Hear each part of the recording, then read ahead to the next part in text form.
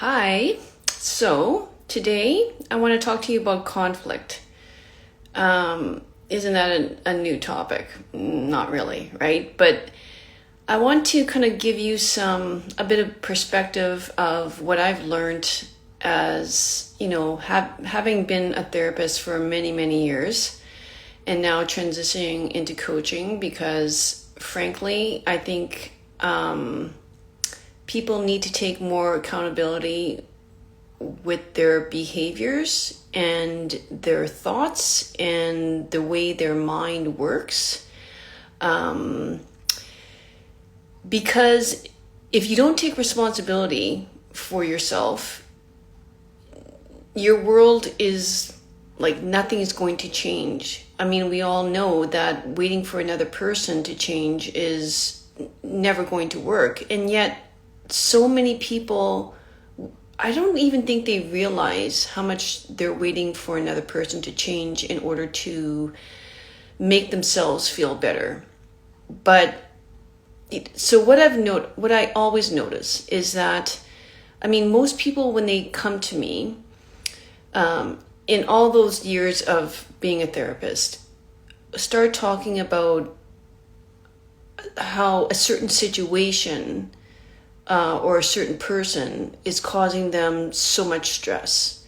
And I get it. Like, I 100% get it. Because, frankly, right now, I have, an 18-year-old that's challenging me somewhat.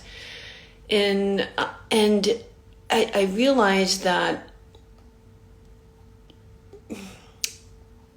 the main cause of the conflict, and it's so hard, but it's so important that, let's say you're trying to have a conversation with your employer, your child, your partner, whatever, and a friend, and anytime you start bringing up something that's causing you grief or stress or whatever, and you're just trying to have a conversation about it, when that other person, like, you got to realize it's sort of your words leave your mouth, and then at some point, midway of it reaching their ears, there's sort of like some sort of interception that happens, and you no longer have any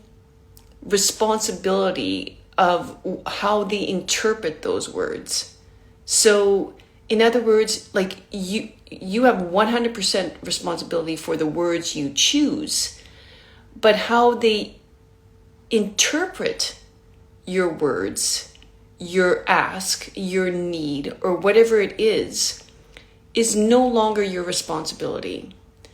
It's their responsibility.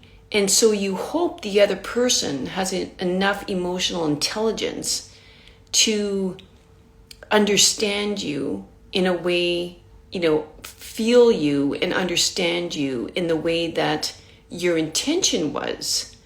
For example, just like, hey, I wanted to bring something up to you that's, really causing a lot of problems, and at least that's how I see it, and I'm just wondering if blah blah blah.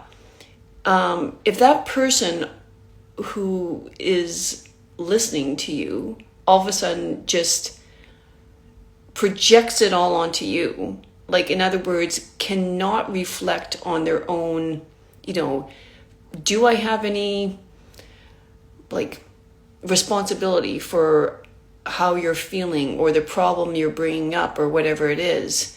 And if they can't take any responsibility for that situation, whatever occurred, whatever's causing stress, whatever it is, like, it's done. Like, the conversation is done as far as I'm concerned, because if they project it all onto you and start blaming you, how do you go from there?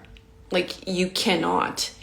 And at that point, I think you do need some sort of mediator, because it's almost, I feel, impossible.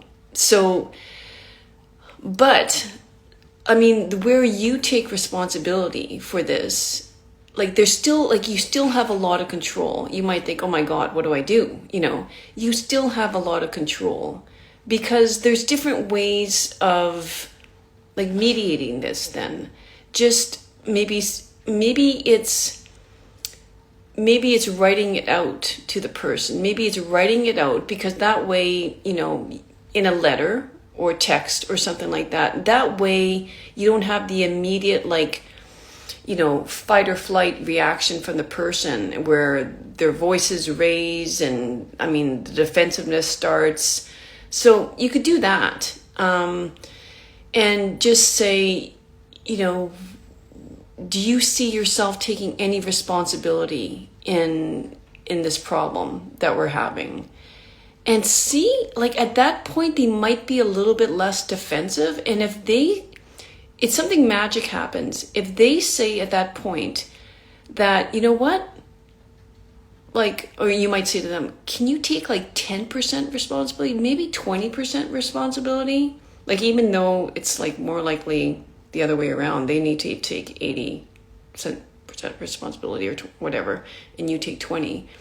But if they can sort of just see that they have some responsibility, it's a win-win after that, because they can actually reflect and look at themselves as a human being, realizing that they might actually have made a mistake in their life. I mean, you got to realize people that are highly, highly defensive have a huge ego. They, if it's really bad, they can be narcissistic, but let's just say, you know, they're not. They're just somebody that is more of a perfectionist or just really hates being wrong. And I'm just like,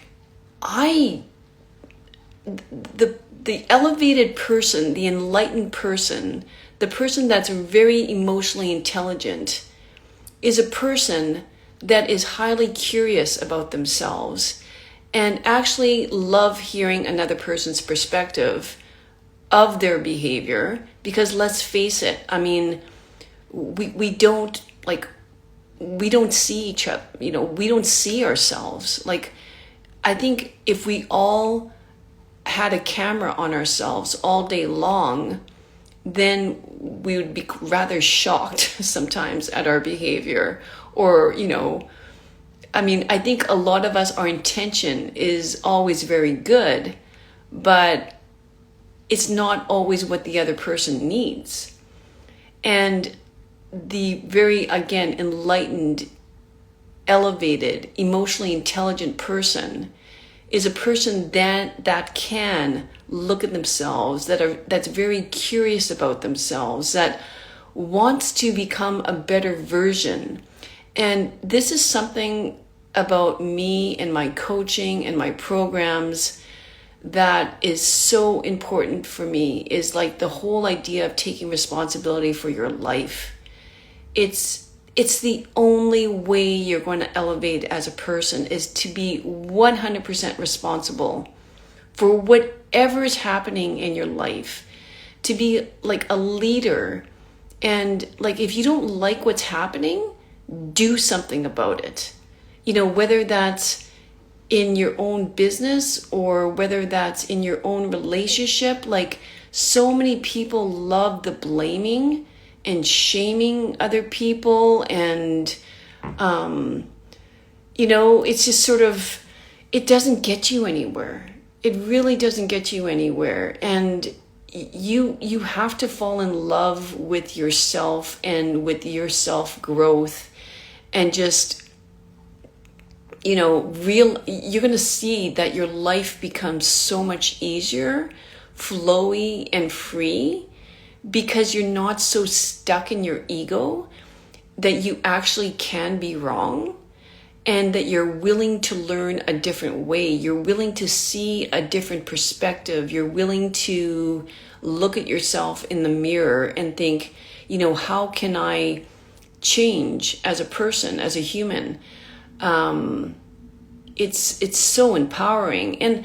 And like, I get it. Of course, there's some situations where, you know, like, I'm not going to say you were 100% right, but you get to also, well, like, I think a lot of people, what they have to realize is that there's always going to be two perspectives, you know, and you might hold on to certain values and standards and, yeah, of yourself or certain situation, and you just think, you know, sorry, this is just the way I see it.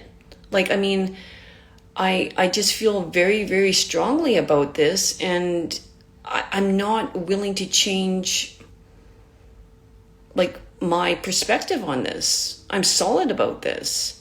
And you also get to do that. But then maybe that job, that employee, that employer, that partner, that friend, you get to agree to disagree, and you get to not hang out with that person anymore. You get to choose a different job. You get to choose a different partner. You know, I mean, I'm not saying that every single relationship is going to be amicable just because everybody's taking responsibility. Like, some people are just not meant to hang out, you know? But you get to choose who you want to be with, right? So self-responsibility, radical responsibility for yourself and for what your reality is around you is so much of what I'm about. And it doesn't happen overnight, this whole self-awareness thing. It takes time. It takes time. It takes, like, really looking into yourself, starting with, you know, what are these programs like that that I've downloaded over the years? How am I going to see things a different way? Why do I react rather than respond? You know, why am I triggered? I mean, all this, like, subconscious programming comes out when you're triggered. You know, it's just like, okay, what is that all about? Why do I feel like, you know, screaming right now or reacting so strongly? You got to realize that, like, even the word responsibility, you have the ability to respond and not react. They're two very different things. Like, responding is like pausing, self-awareness, self-reflection, and then, you know, I'm choosing not to respond right now. I'm choosing to maybe leave the room and self-regulate, ground myself again, come off the ceiling, and then maybe I'll start this conversation again. You know, reacting is more like that's the autonomic nervous system. It's like sneezing. It's like coughing. It's like, bleh, you know, vomiting out your words. That's reacting. But responding is very different. And you have the ability to respond. So it takes time. It takes someone who wants to do the work on themselves and be that higher version of themselves, love themselves. Loving yourself is so much a part of this, but maybe I'll make that another live. But it's so much a part of this. Like, you got to see your worth. You got to see your spirit, your light, your wisdom, in order to start elevating to that level that you want to be as a person.